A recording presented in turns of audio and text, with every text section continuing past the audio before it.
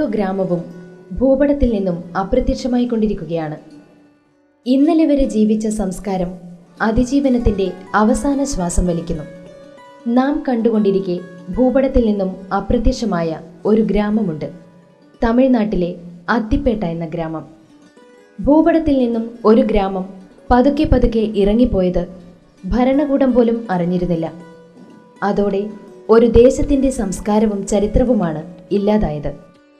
ഇങ്ങനെ നമ്മുടെ ഓരോ ഗ്രാമവും മെല്ലെ മെല്ലെ നമ്മുടെ ഭൂപടത്തിൽ നിന്നും ഇല്ലാതായിക്കൊണ്ടിരിക്കുകയാണ്.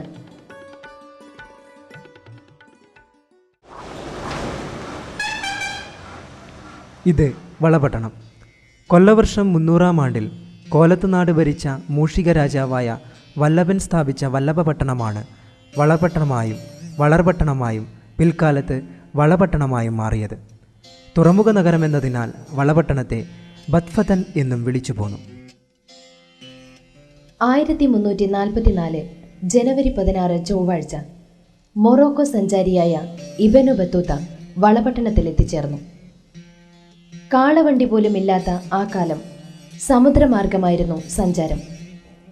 കപ്പൽ മാർഗമായിരുന്നു ബത്തൂത്ത തുറമുഖ നഗരമായ വളപട്ടണത്തെത്തിച്ചേർന്നത്.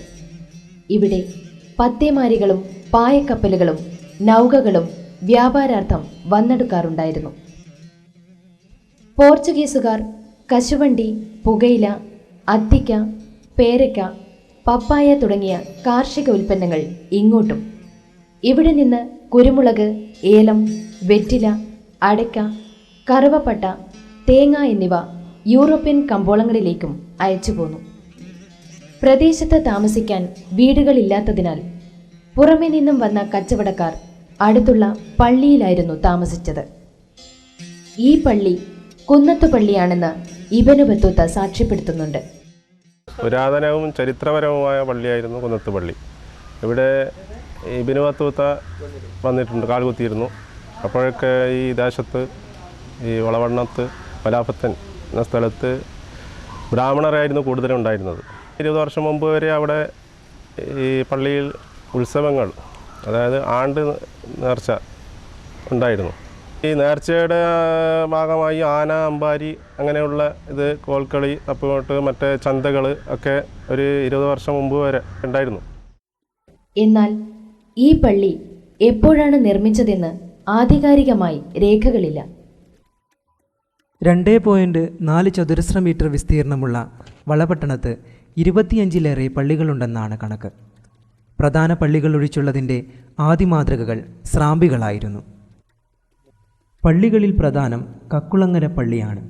അറബ് നാട്ടിൽ നിന്നും ഇസ്ലാം മതപ്രചരണത്തിനെത്തിയ അഹമ്മദ് ജലാലുദ്ദീൻ ബുഖാരിയും സഹോദരന്മാരും നിർമ്മിച്ചതാണിത്.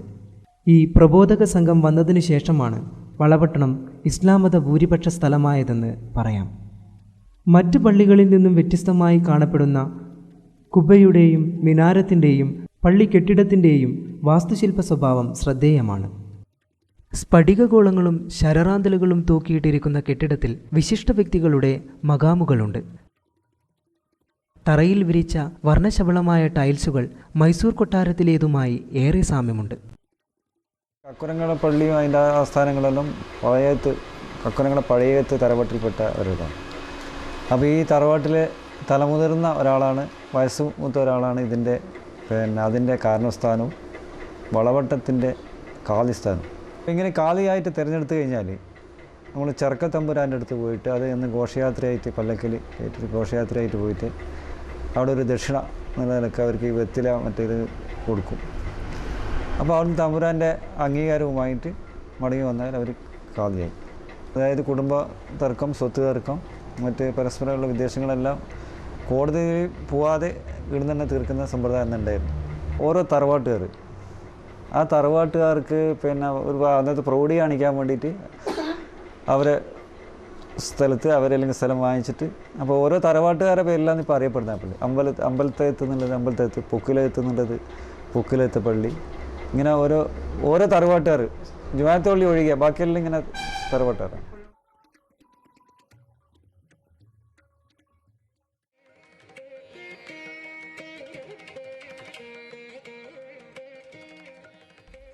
ധാരാളം പള്ളികൾ തലയുയർത്തി നിൽക്കുന്ന ഈ ചെറുപ്രദേശത്ത് മൈത്രിയുടെ പ്രതീകമായി കളരിവാതുക്കൽ ഭഗവതി ക്ഷേത്രം സ്ഥിതി ചെയ്യുന്നു. കോലത്തിരി രാജാവിൻ്റെ ആസ്ഥാനം ചിറക്കൽ താലൂക്കിൽപ്പെട്ട കുറുമാത്തൂർ അംശത്തിലെ കരിപ്പാട്ടാണ്. കുടുംബത്തിലെ രണ്ടാമത്തെ പുരാതന ആസ്ഥാനം ഏഴിമലയുടെ അടിവാരത്തിലാണ്. കോലത്തിരി 2 താവഴിയായി പിരിഞ്ഞു. ഒന്ന് മാടായി അംശത്തിലെ അടുത്തിലയിൽ സ്ഥിരവാസമുറപ്പിച്ചു, മറ്റൊന്ന് ചിറക്കലും. മീനമാസത്തിലെ കാർത്തിക നാൾ തൊട്ട് മകരമാസത്തിലെ പൂരം വരെ നീണ്ടു നിൽക്കുന്നതാണ് കളരിവാതുക്കലെ ഉത്സവം.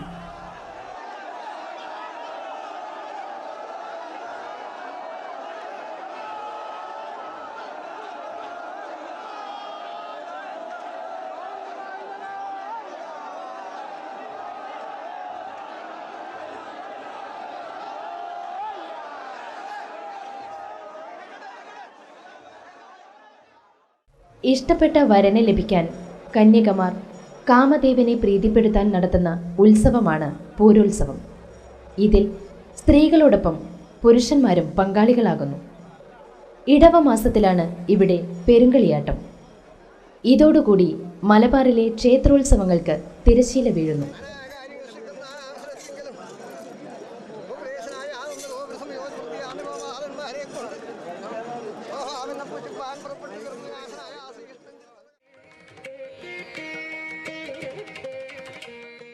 വളപട്ടണത്തുള്ള ഹൈന്ദവ വിശ്വാസികളിൽ ഭൂരിപക്ഷവും പിടാർ എന്ന വിഭാഗത്തിൽപ്പെടുന്നവരാണ്. കളരിവാതുക്കലിനു ചുറ്റുമാണിവരുടെ ആവാസം. ബംഗാളി ബ്രാഹ്മണരെ പോലെ ഇവർ മത്സ്യവും മാംസവും കഴിക്കുന്നു. മദ്യമാണ് നിവേദിക്കുന്നത്. നമ്പൂതിരിമാരുമായി യാതൊരു ബന്ധമില്ലെങ്കിലും ഇവർ താമസിക്കുന്ന ഇടത്തെ ഇല്ലമെന്നാണ് അറിയപ്പെടുന്നത്. പൂണൂല്, പൊങ്ങൽ, തിരണ്ടുകുളി, താലികെട്ട് കല്യാണം, കൊന്ത്രൻപാട്ട് എന്നിവയും ഉപനയനം, അവികൂട്ടൽ എന്നീ ചടങ്ങുകളും നമ്പൂതിരി സമുദായത്തിലേതെന്ന പോലെ പിടാരിലും കാണപ്പെടുന്നു.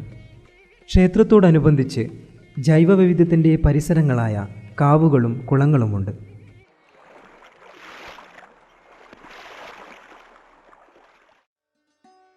കോലത്തിരി രാജാവിൻ്റെ ആസ്ഥാനമായ കോട്ട വളപട്ടണത്തും കൊട്ടാരം ചിറക്കലിലുമായിരുന്നു.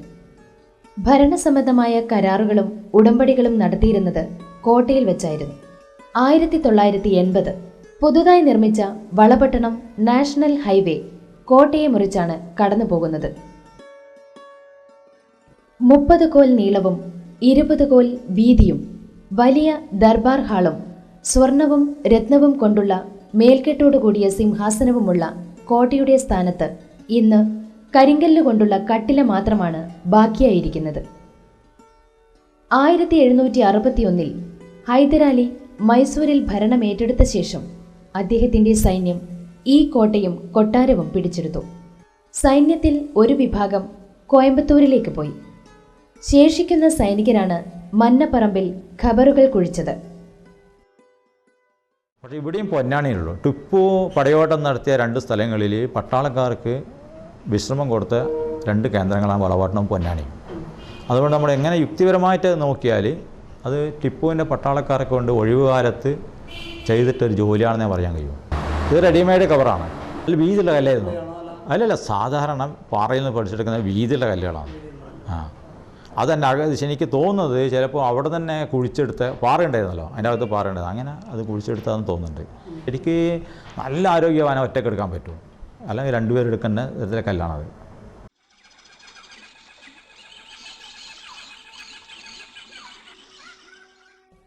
തെക്ക് വടക്ക് അറകളായി തരംതിരിച്ച രൂപത്തിലാണ് ഇവിടുത്തെ ഖബറുകൾ നിലകൊള്ളുന്നത്.